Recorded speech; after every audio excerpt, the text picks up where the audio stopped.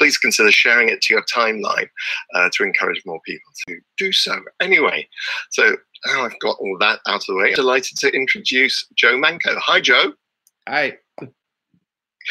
How you doing? I'm doing very well.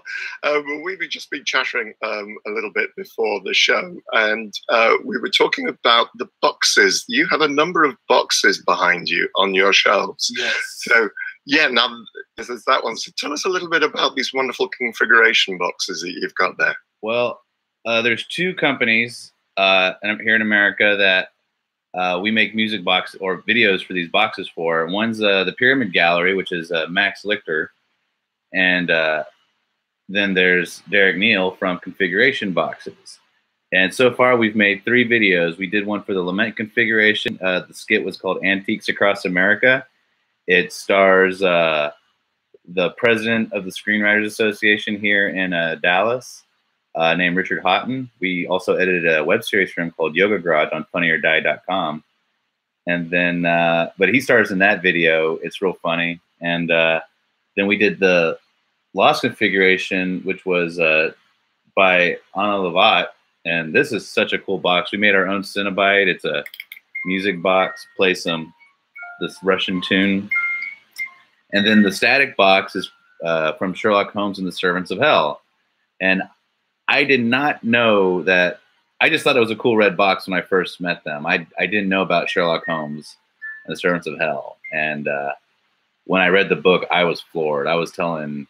I've told all my friends that they have to read it. If you love Hellraiser, this is it. This is so cool. And then we immediately wanted to do this video. And that's when Paul Kane reached out to me.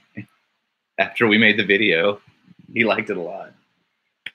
So. Oh, cool. All right. So this is the author, Paul Kane, who's a mate of mine and has been on the show. Yeah. And incidentally, before I go any further, I just want to remind people, spoiler alert, we are going to be talking about Richard Matheson's Nightmare at 20,000 Feet collection of short stories and Terra Firma.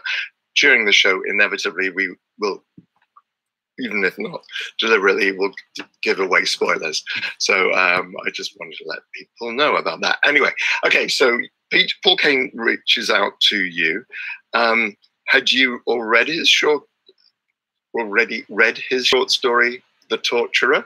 Or was it his suggestion that you work on this? I had no idea of his existence. He hit me up, and we were talking about short films, and he asked if I'd be interested in reading the script that he's been sitting on for a while. And so I read the script, and it's really, I don't want to use the word depressing. It's incredibly dark. Like on set, I don't think there can be any fun time or cutting up. It's pretty intense.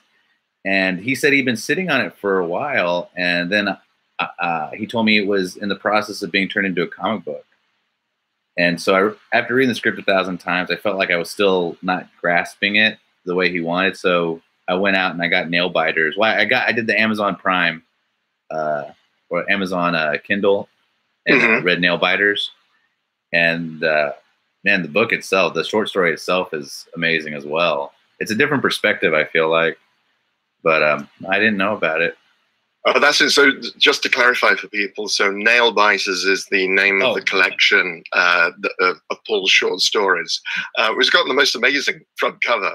It's brilliant because it's an X-ray, or certainly in the UK version, there's an X-ray of a hand with pins stuck in the tips of the fingers. Yeah, and you know, that's we did a artwork for Texas. We were gearing up for Frightmare, and we made some quick postcards on the fly. We whipped up a website on the fly just to, you know, start pushing the torture, because Paul T. Taylor, who's going to star in it, he got invited to be a guest like really last minute. So we were like, oh crap, if he's going to be there, then we got to get on the fly with this.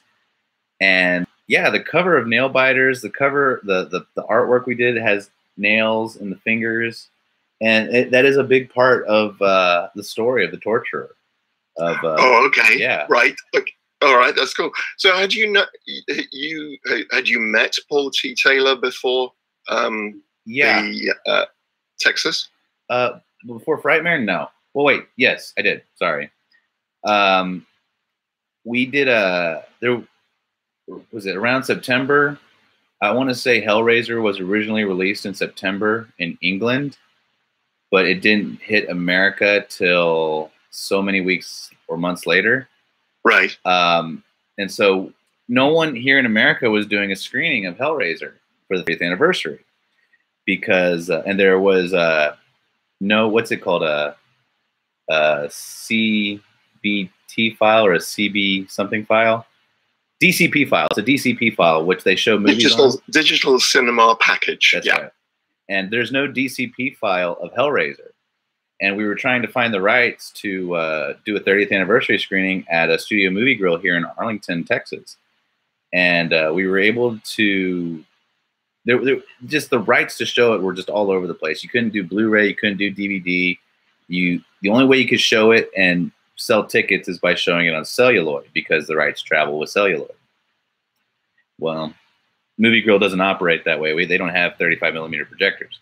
So we were able to show the 2K restoration screening that Arrow Video did. Right. And I think right before we did that, we found out that the new Pinhead lives in Dallas, Texas. Oh, really? That's odd. And it turns out that everybody here in this scene, in the indie scene, already knew him and has worked with him. The people at the Film Commission, the Dallas Film Commission, they were all friends with him.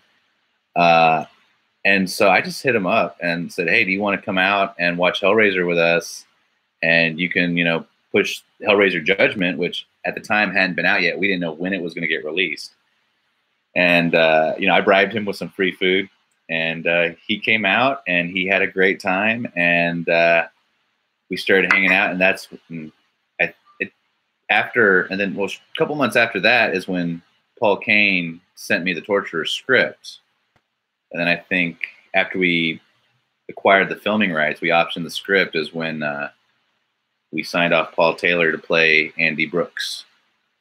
Right. Yeah, I met Paul at Texas, Paul Taylor. Yeah. We're going to have to use the surnames just to distinguish which Paul we're talking about. Because I really don't want to call him Pinhead Paul, because that would just be ridiculous. So yeah, I was met Paul Taylor at Texas Fright Night. It was really lovely to meet him. I haven't seen Judgment. I'm not sure it's available over here. Yeah, it may be, but I've been ensconced with other projects recently since I got back from Texas. Lovely guy, really, really interesting guy. And he's going to be coming on the show at some point. If you're watching, Paul, apologies, I haven't actually sorted out a date yet. I will sort out a date for you coming on the show. Looking forward to talking to you. So tell me a little bit about so you've got an Indiegogo campaign that went live last Monday. Is that correct? Yes. Yes, sir. And to find, and there's a link on the Facebook page, on the YouTube page. I know if people are interested and want to check out the campaign. What is it I'm trying to say about this? Tell me a little bit about the Torturer and the Indiegogo campaign. Why should people support this project? Texas Film. Here in Texas, we're pretty prideful, I guess. I don't know why people should support this. I want to make a movie. We all want to make a movie here, and it's really about just having the passion to do it. I mean, our makeup artist last night, he's been offered gigs to work for Marvel, and he just doesn't want to do it because he doesn't get to do what he wants. It's not the passion that he has for movie making. We want to make something that requires us to work with other people. We've never worked on a project that has forced us to work with so many outside sources. And so if we're going to go all out with this, we're going to go all out. And the people that have faith in us on this is just kind of baffling. My wife and I are just now realizing how many people are trusting us with this script, or trusting us with, Paul Taylor. And when I keep telling them it's going to be brutal, it's like, well, okay, we're going to get insurance, Paul. I promise that. So we'll take care of you. We don't want to hurt anybody, but we're going to get insurance. We'll pay money to your friends and family after you've died. No, but I mean, we want to make a really good film. We want to make everything we make tends to be comedic, Anti-Christmas Carol, our last short film, was not supposed to be funny. It was actually like a really dark story that I wrote on a whim, because when you do those, you know, you just got to go with wherever your brain takes you. And I was going through a lot at the time.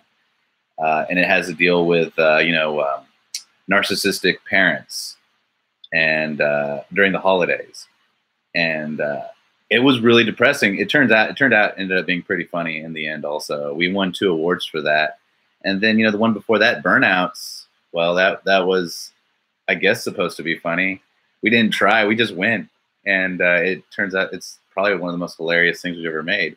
But no, we want to make something serious. And, you know, what's really cool about doing these Hellraiser videos, the box commercials, is that, I mean, it shows people that we do take ourselves seriously, that we want to make something.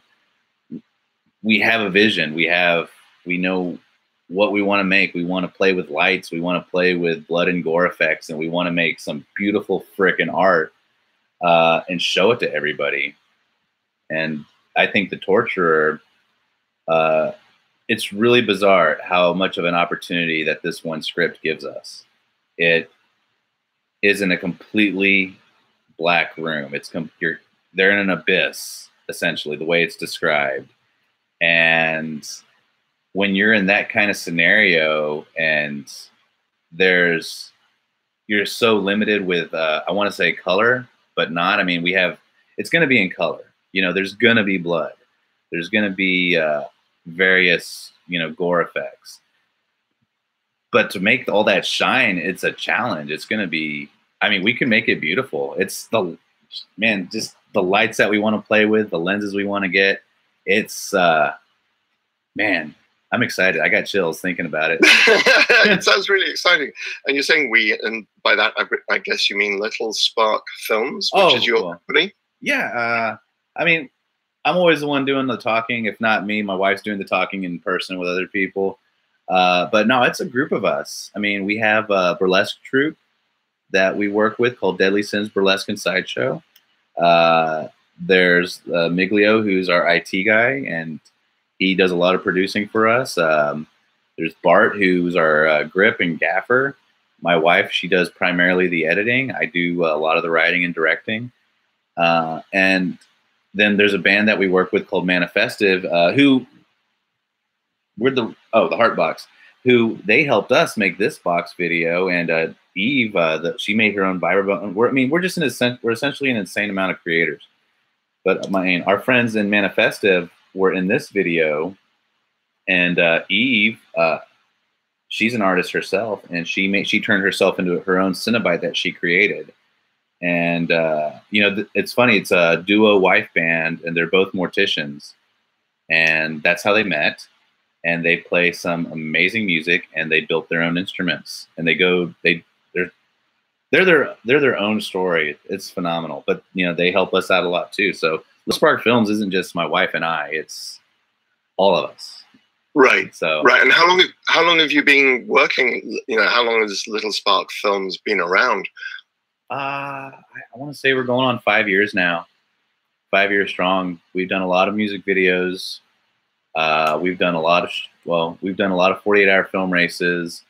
We've done promotional videos for local bands in town. We've done a lot of events.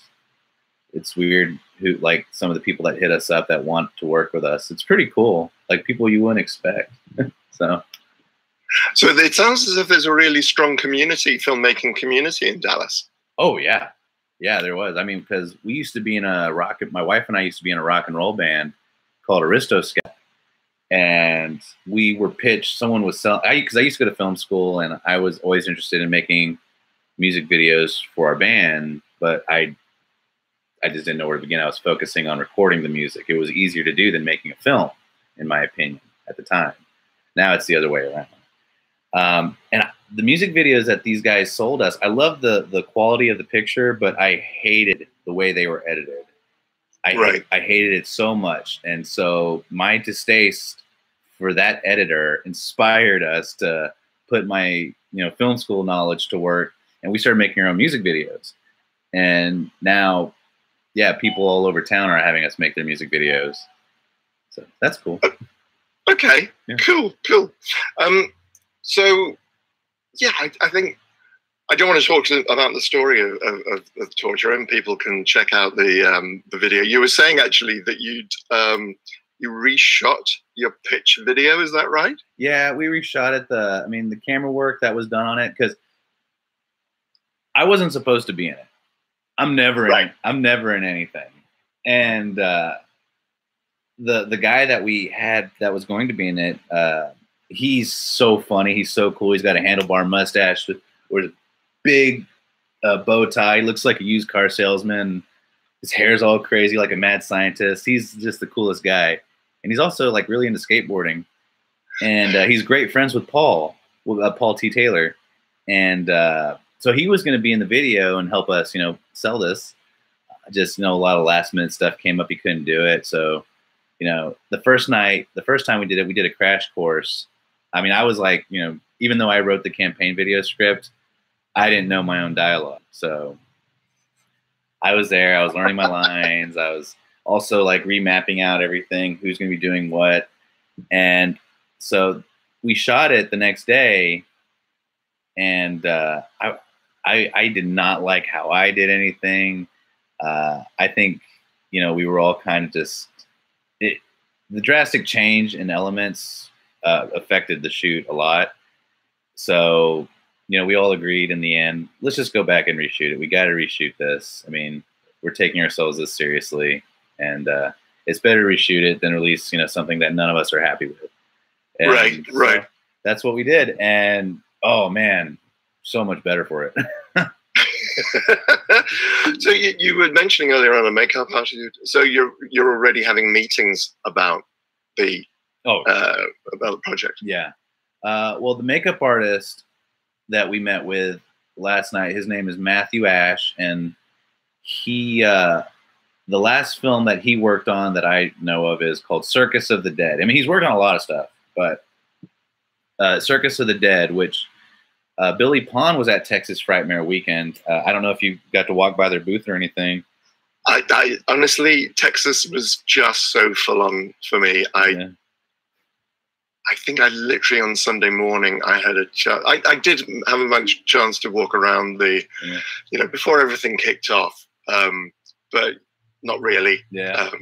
Oh man, if you get a chance to watch Circus of the Dead, it is sick. It's amazing. It's disgusting, and it's got a great ending, man.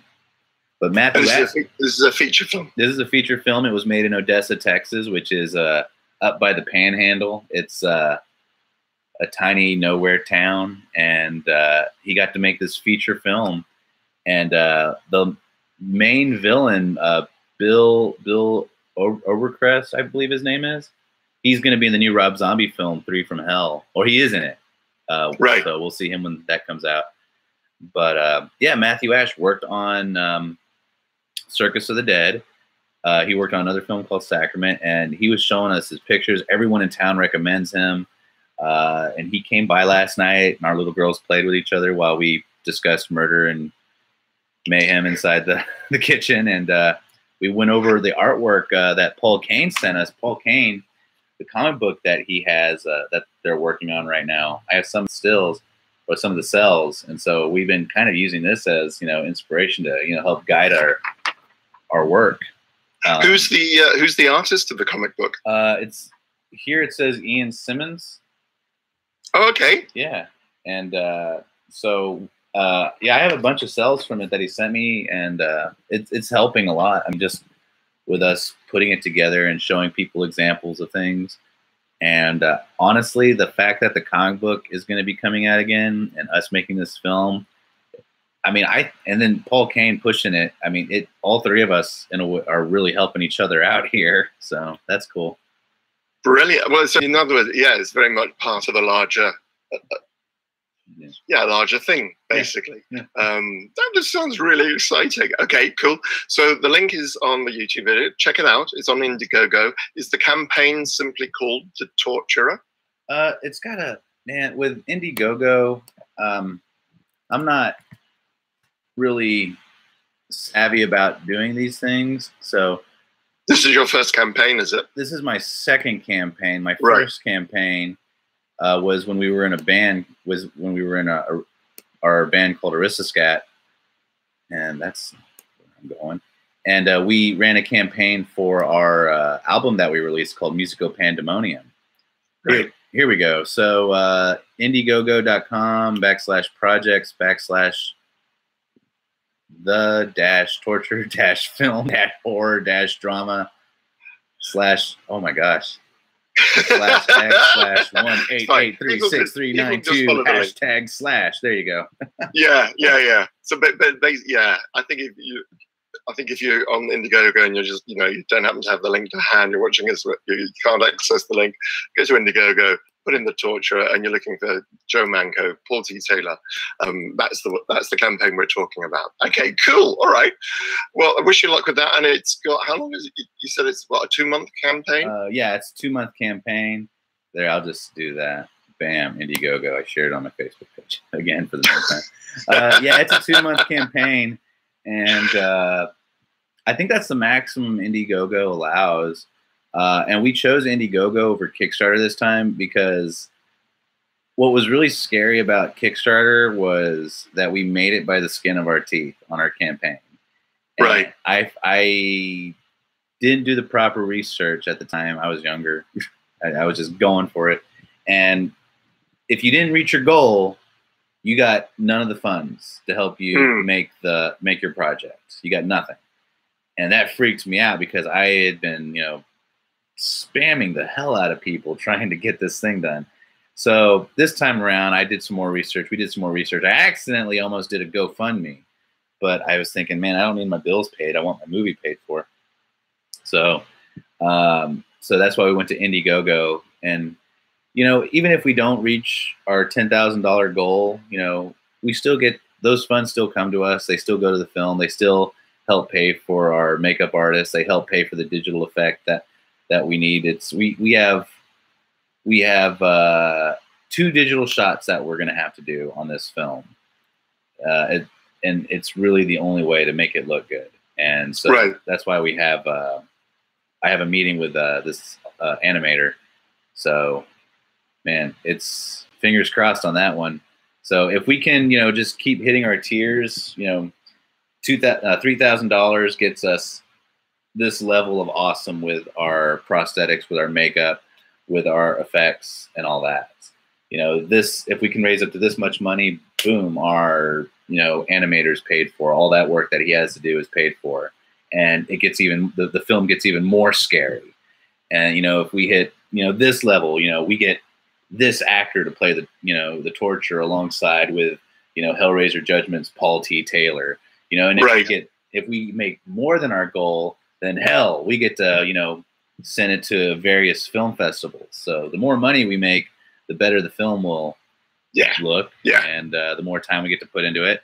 And, and it sucks, man, because a lot of people, when you talk to someone who doesn't know how a movie's made, and it's really hard not to be rude, I guess, to sound rude, but I mean, some people just don't understand how much, stress and pain goes into it. I mean, hell, there is a marketing budget. You can't just submit to cons. That's like, it's like what, $2,000 just to submit? That doesn't even guarantee you to play, right? Yeah. I mean, because this is a short film we're talking about, right?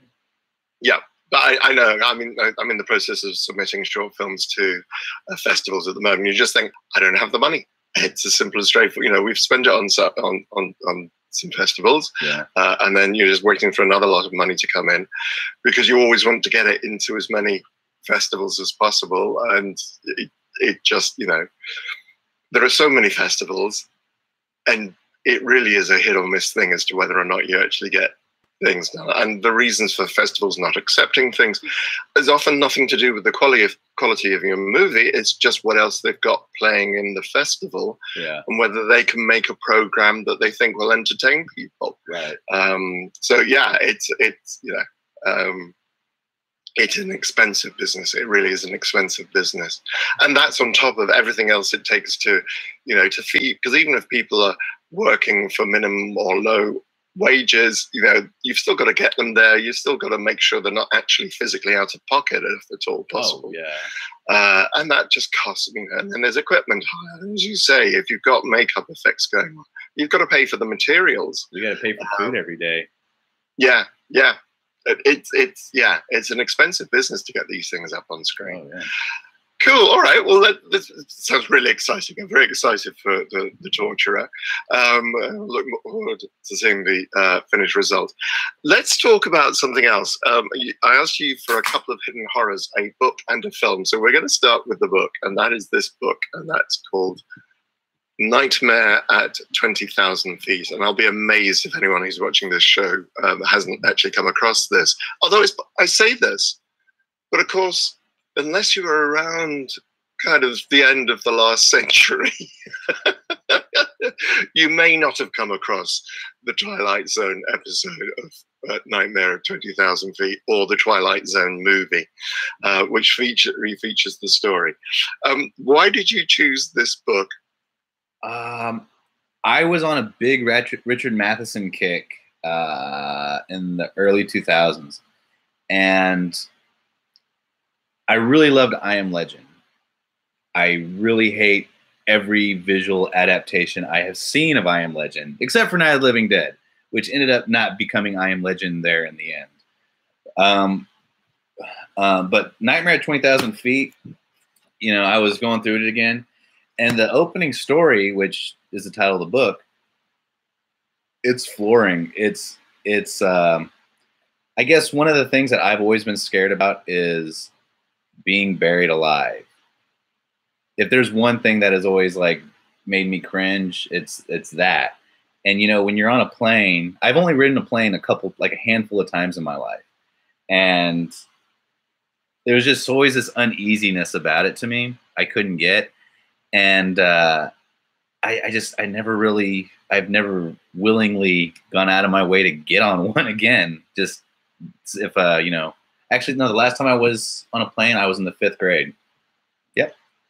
Wow. So, yeah. So it's always just had this weird uneasiness for me. And this book I saw the William Shatner episode when I was a little kid. And it had some crazy shots in there.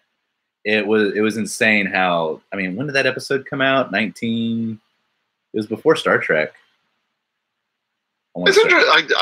I should really have had this to hand, come to think of it. But we could actually, I can ask Craig. Craig, could you find out when the William Shatner episode of The Twilight Zone, Nightmare at 20,000 Feet, came out? We'd be very grateful. Yeah, I mean, it's black and white, so it's going to be I suspect it's going to be earlier than the 90s. It's probably going to be the 70s. Star Trek came out. Star Trek came out in 66. Yes, that sounds familiar. Yeah, so probably early 60s, something like that. Yeah. But anyway, yeah, Richard Matheson wrote an insane amount of Twilight Zone episodes, and that one story, you know, the guy is not drunk. I mean, he's borderline suicidal. It feels like in the story. And back then, you can come on a plane, you could smoke on airplanes. I mean, I guess there was no metal detectors because the book was, I want to say, the story was written in the 50s. He was a sci-fi horror author back in the 50s. And the introduction is great, too. Stephen King praises him. I mean, I've read a lot of stuff that Stephen King just constantly praises Richard Matheson for his work. But it's just... Yeah, okay, so just to clarify, so the episode of Twilight Zone was broadcast in 1963. Star Trek is 1966 to 1969, the original Star Trek series.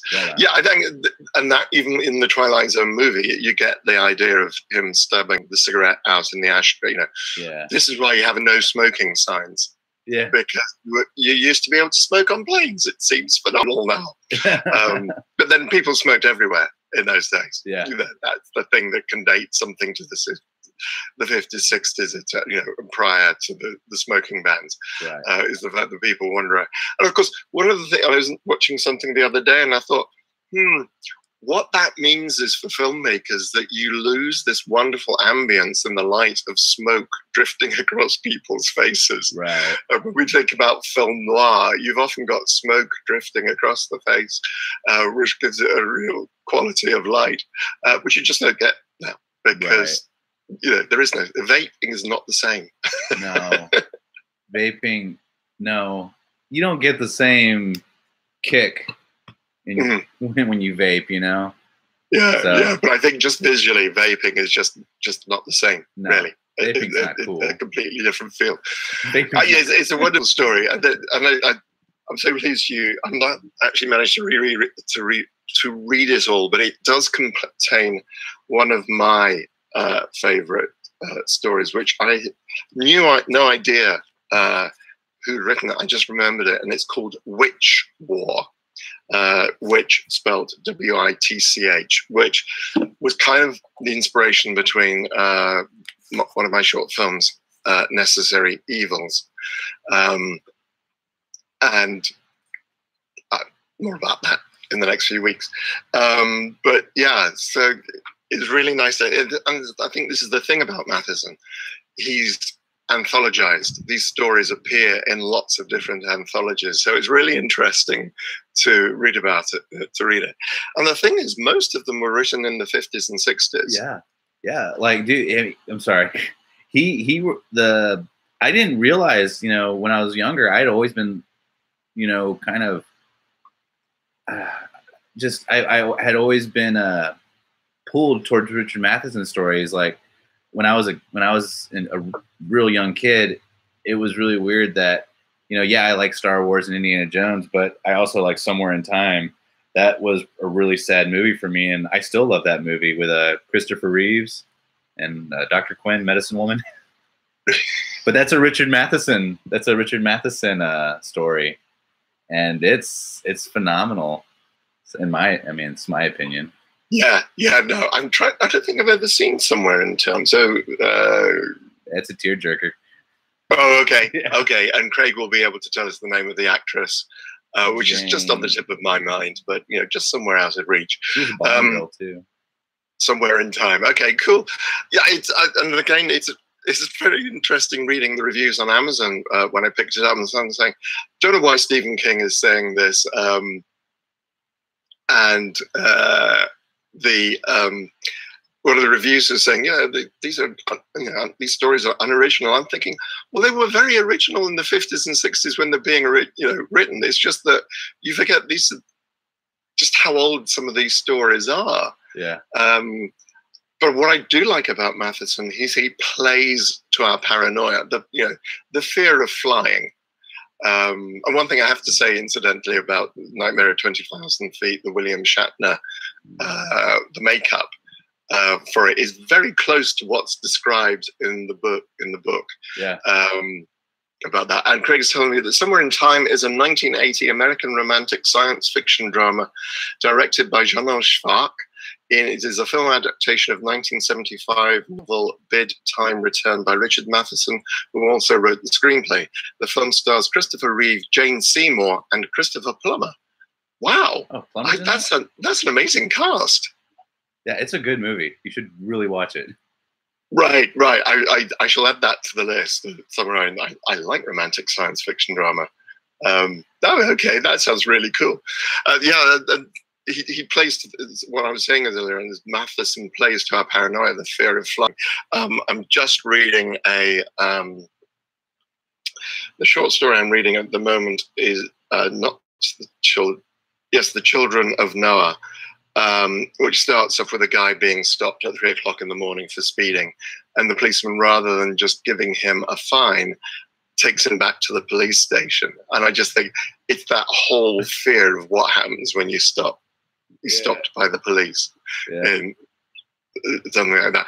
And I wanted to share with people something else as well. One of the things that reading some of the short stories is that Matheson talks about about what it is to be a writer very eloquently, and the feeling that you can't write, and what we all go through as writers. And this is a quote from the Mind sorry, the Madhouse. This is a quote from Madhouse, and it says, God help us all, God help all us poor wretches who would create and find that we must lose our hearts, for it is because we cannot afford to spend our time at it. I just thought, yeah, because he's talking about a character who's had these high hopes and ambitions of what he wants to write and all his ideas in his head, but actually just finding the time, and he ends up as a professor in a small town, or he's not a professor. He's a teacher. He's not a professor. This part of the thing, but it is all that thing about the frustration of not having the time to do what it is you want to do, because you have to pay the rent, because you have responsibilities and so on. So I really enjoyed that particular story.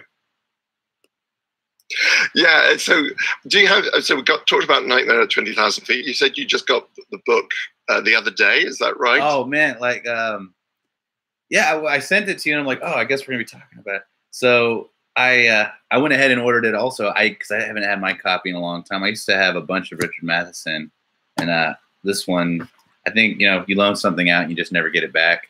Mm-hmm. And so I went ahead and ordered it, and I got this really cool hardback library copy. Oh wow! But anyway, yeah, and it showed up like late last night. It was supposed to show up like Friday morning. Of course. Like, well, it happens. Of course. Yeah, that's always the way. But I have to say, it is really interesting just to see his style, the way that he inhabits the characters.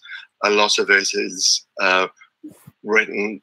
You've just got this central character, and you can slowly see their mind, the character's mind unraveling. Oh yeah. And he just writes very richly. His evocation of time and place is wonderful. Mm-hmm. And there's just these modern paranoias. And I say modern, he's right, as I say, he's writing in the 50s and 60s. A lot of the paranoias that he's writing about haven't gone away. Right. People, I'm sure, are still scared of flying. But what I was pretty impressed by, again, is another story in there, is the fact that he's talking about a couple of brothers who have bought a house because they're really interested in the Victorian era. I remember that story. The early turn of and suddenly the way he's writing is written very much in a Victorian style, and it's a first-person narration that you're thinking about. But it's just all the ideas. There's another story in there called The Disappearing Act, which is all about a guy. Is a journal that is of a guy and people. Things, you can remember things clearly. But when he checks it, and he remembers conversations with people, but then he can't quite remember the telephone. And when he tries to get hold of the person he's spoken to, they've never, people are just saying, well, they never existed. We don't know what you're talking about. Yeah. Wonderfully creepy, really, really interesting story. So yeah, I'm really pleased she chose that. Apart from anything else, just so that I now know which war is by. It's a great thing. So yeah, you're going to enjoy it, and I'm really looking forward to finishing off. Oh yeah, some of these stories. Now, the other hidden horror that you chose was Terra Firma, directed by Lord Catherine for Troma. Yeah. When did you first come across Terra Firma, and why did you choose it? Terra Firma. I think I discovered Troma when I was in junior high. I first watched The Toxic Avenger, and then just over the years of watching Troma films, I inevitably just watched Terra Firma. There's so many Troma movies out there, can't watch them all. And I was reading one of his books. I was reading everything I learned from filmmaking, I learned from making The Toxic Avenger. That's the title of the book. And James Gunn from the Guardians of the Galaxy movies and Slither, Super, which Paul T. Taylor's in also. That director, he helped write that book, and so that book was basically their inspiration for Terra Firma. And I was like, holy crap, this is my favorite movie of all time. It's been my favorite movie since probably the late 90s.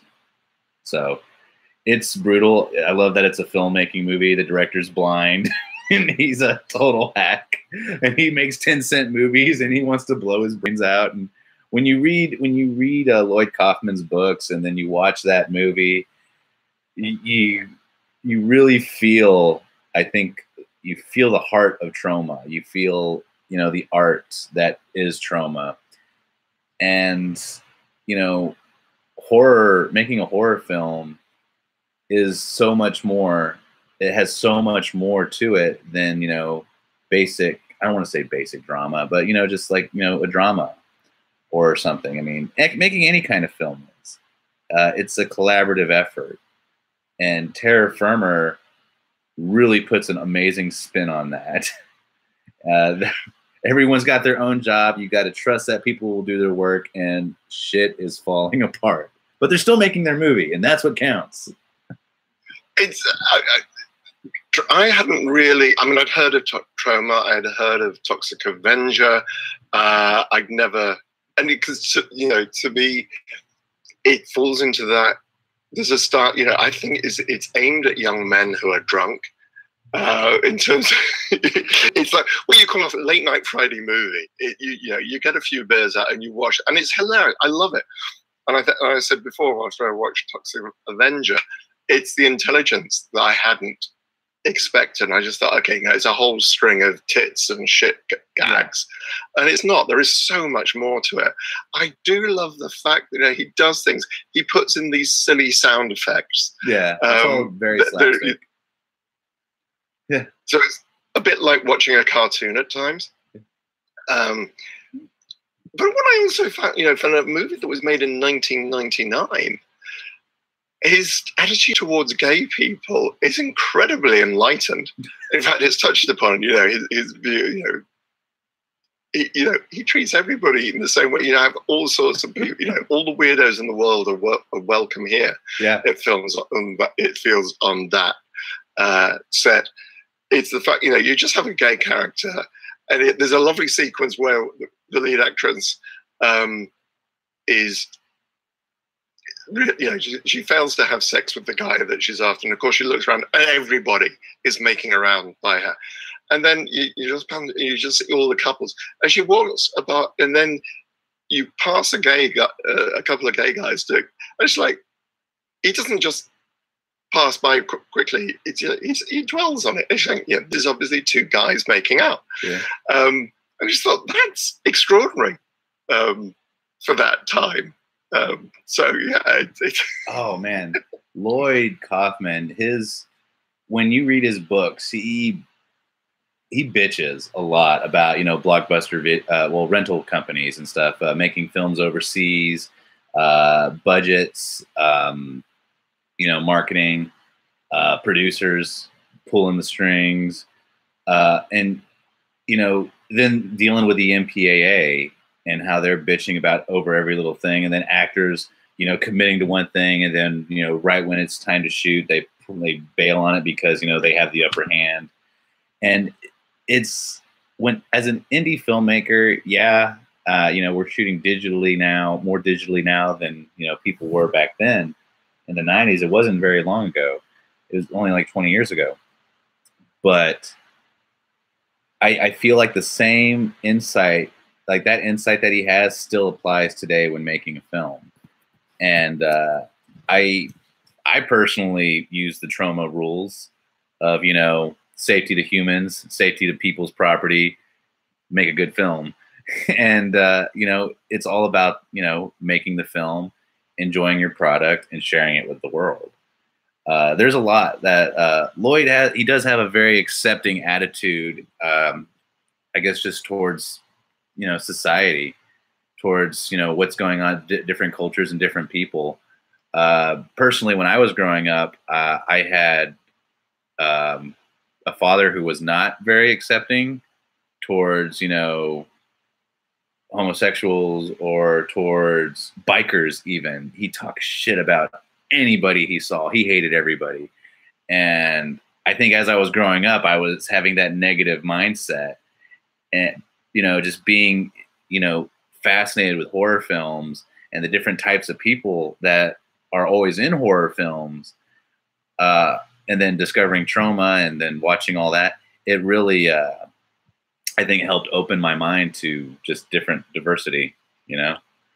So it is a friend, Laurie. Hi, Laurie. If it weren't for Lloyd Kaufman, I probably would never have seen Cannibal, the musical, South Park's Trey Parker and Matt Stone's film school project. Yeah.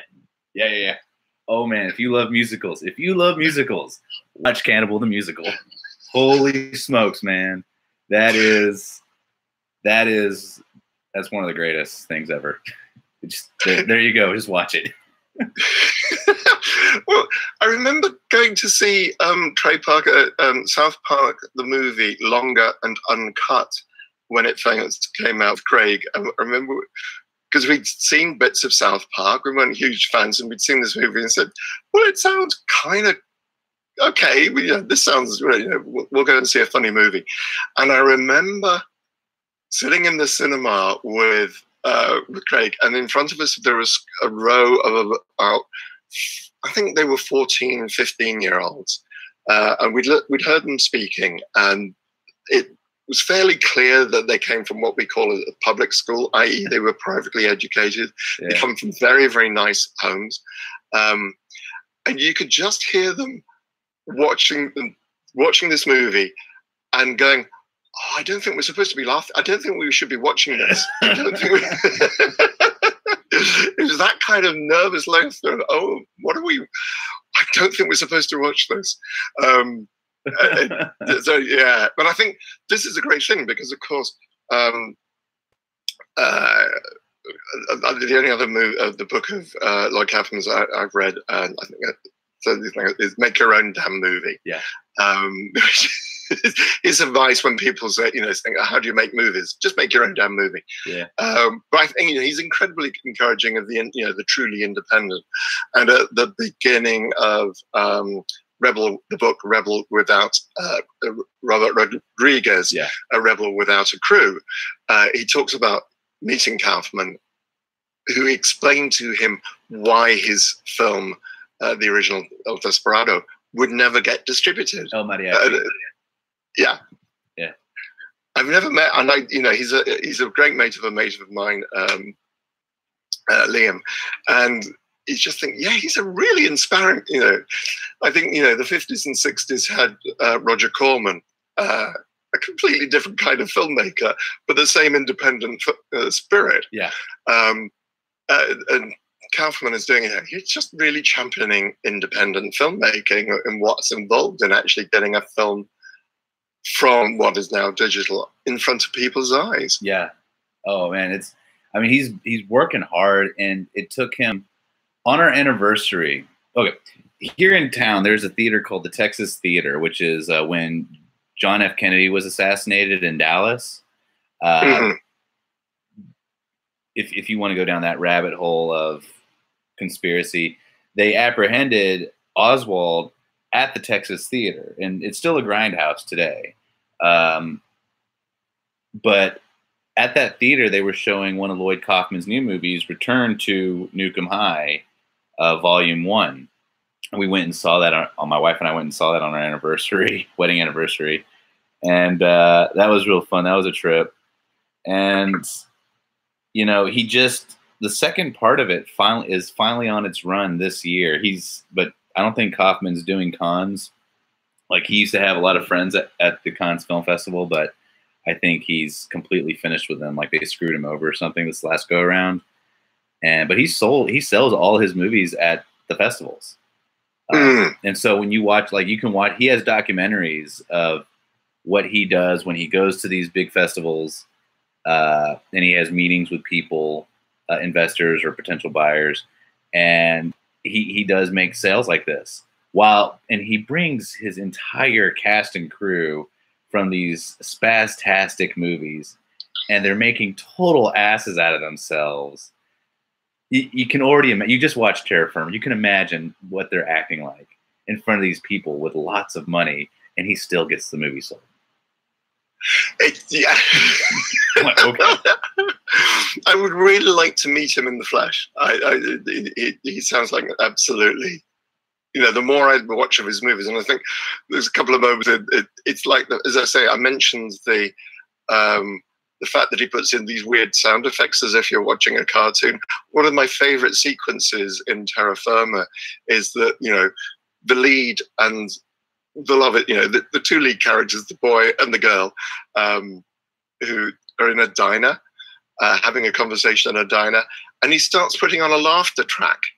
In the diner scene, and at the end of the diner scene, it just says, "This diner scene was filmed in front of a live audience." And it's all those gags, and then halfway through the movie, he has characters talking about the director's previous films and saying, "Oh, you mean those films that are now available on VHS or DVD with a director's commentary? Gosh, how do I get hold of one of those? Okay, well, just go to trauma.com," and it's flashing it up. It's like, this is outrageous, and it's wonderful because it's just so in keeping what it is. I love the effects in Trauma. You know, it's just completely over the top. Oh, and that's another thing about, you know, Trauma films and stuff is that, you know, the green vomit, you know, the head crushing scenes, they teach you how to do all that stuff. And you know, Trey Parker and Matt Stone from South Park, they still show up in Lloyd Kaufman's movies. They still do favors for him. Lloyd Kaufman still shows up in James Gunn's movies. Eli Roth from Hostel, he worked on Terra Firma. They all did. All these people come from Trauma, and they are all primarily horror. Well, not James Gunn so much now, and hopefully he goes back to it. I don't know. I think he's got a new film coming out that's going to be a horror film, but he's only producing. But I mean, just like, yeah, it is. It's fun time horror film school. I love it. You know, I wish there was more access. I wish it was more accessible to me when I was even younger. You know, well, yeah. I mean, I was able to watch it on Prime in the UK, so I think there was quite a few Trauma stuff. He must have sold his catalog to Amazon. Oh well, you can watch all his movies on YouTube for free. He's got Trauma Now. You can watch them on. You used to be able to watch them on Netflix, not anymore. But he's got Trauma Now. You can watch them all on YouTube and on Amazon. But the next one you should watch, in my personal opinion, is Tromeo and Juliet. Ah, yes, with the same lead actor for Keegan. Yeah. And Lemmy from Motorhead is the narrator, and he does all this. It's like it's Shakespearean, but in Lemmy's, and you know, general Lemmy fashion. Well, I shall look for it. It's been on. I'm trying to think if it's actually on my wish list. Okay, so we're coming to the end, but we've got some questions that have come in from some of our viewers. Derek, I'll come to your question in a few moments, but first, Kim. Hi, Kim. Joe, what is your favorite? Okay, so we're talking about. We're kind of possibly answering this question, but apart from this film, do you have any other favorite horror film? And do you have a favorite comedy horror movie? Well, my favorite horror film would have to be it's actually a black comedy, but it's called Spider Baby, and it's by Jack Hill, who he also directed the movie Coffee with Pam Grier. He did Foxy Brown. But Spider Baby is Sid Haig from The Devil's Rejects and House of Corp. It's his first. It's like one of his first movies, and it's Lon Chaney Jr. It's his I think it's his last movie, if not second to last film, and it's about a house of people that have grown through inbreeding, and Lon Chaney is the chauffeur of the house, and he's the last living adult. And these children are, when they're really young, they're evil and maniacal, and they don't find any. They're socially unacceptable. They find no problem with hurting other people. In other words, they're children before we started drugging them for ADHD. Yeah, basically. Yes. I was on Ritalin when I was a child. I'm glad they fixed that. Yeah. But as they get older, their brains start to deteriorate and degenerate, and they have kind of a retardation. And Sid Haig is the older brother, but he acts like, you know, a goofy monkey baby. And it's in black and white, and I think it's a great film. I tried showing it to my friends when I was in high school, and they thought I was batshit crazy. They like Dawn of the Dead. I love Dawn of the Dead. Dawn of the Dead's cool. Who doesn't like Dawn of the Dead? But I mean, you know, here's a different film, guys. But no, Spider Baby by Jack Hill. It's a great film. And my favorite right now, my favorite comedy horror film, even though I just listed one, right now it's Stage Fright, which is it's a heavy metal, or it's a death metal opera musical starring Meatloaf, and it's Phantom of the Opera, but it's called Stage Fright, and it takes place at a summer camp that is falling apart, and Meatloaf has to he's trying to get the budget for the summer camp back, and there's a killer loose inside the summer camp as they're trying to play their version of Haunting of the Opera in kabuki form. And the killer does his own theme music dun, dun, dun, dun, dun, dun, as he's murdering people, and it's brilliant. I love it. It's such a fun movie. I need it on vinyl. That sounds great. Okay, and in our last few minutes, Derek Neal, who we've been talking about from Configuration Boxes. Joe, what is your dream project? If you know, if somebody just said, "Hi, I really like your work. I'm going to give you a load of money to make a movie." Oh man, what would it be? Man, that's a broad question. It's funny because I was like geeking out the other day on our Servants from Hell box. I was like, I want to make that movie, and I've always wanted to make Richard Matheson's I Am Legend, but I would want it to take place in the 70s, like the book did, and him actually drive, you know, an old station wagon, and but I'd want it to be filmed like it was in the 50s, if that makes sense, but look like it took place in the 70s. I've just always had a lot of shot ideas for that. And then I also wrote a long series of stories, which is just impossible to film. Hopefully I can make it a cartoon or something. But no, I guess Richard Matheson's I Am Legend, I've hated every version I've ever seen of it. Yeah, but then so did he. Yeah. So, although I have to say, I love the Vincent Price version. Yeah. But then I'm a huge fan of Vincent Price. Yeah. So, you know, the man is a god as far as I'm concerned. Yeah. So, yeah, it's kind of no surprise that is true. But yeah, cool. All right, we've come to the end. So just to remind people, the project we have of yours that we've been talking about that is happening at the moment, and that's The Torturer, based on the short story by Paul Kane and starring Paul T. Taylor. And the Indiegogo campaign is up at the moment, and there is a link on the YouTube video and elsewhere. So check that out, folks. Just before I say goodbye to everyone, next week I'll be talking with Keith Robson about another Kickstarter campaign, funnily enough, and that's for Creep.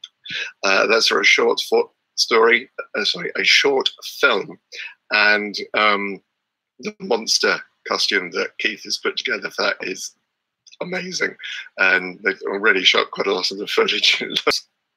Very ambitious project, and that's Kickstarter's going on at the moment. So he'll be coming on next week to talk some more about that. So thank you very much indeed, Joe. Thank you very much indeed for joining me. Thank you for having me on, man. Cool, and I look forward to hearing and seeing more about The Torturer. In the meantime, hopefully some of you will join me next week. This has been Chattering with Nicolas Vince, and I've been chatting with Joe Manco. And if I've got everything right, if you kind of look around the screen now, there should be some links to subscribe to the YouTube video, check out the website, the future shows, etc. Okay, take care, folks, and enjoy your week. Yay!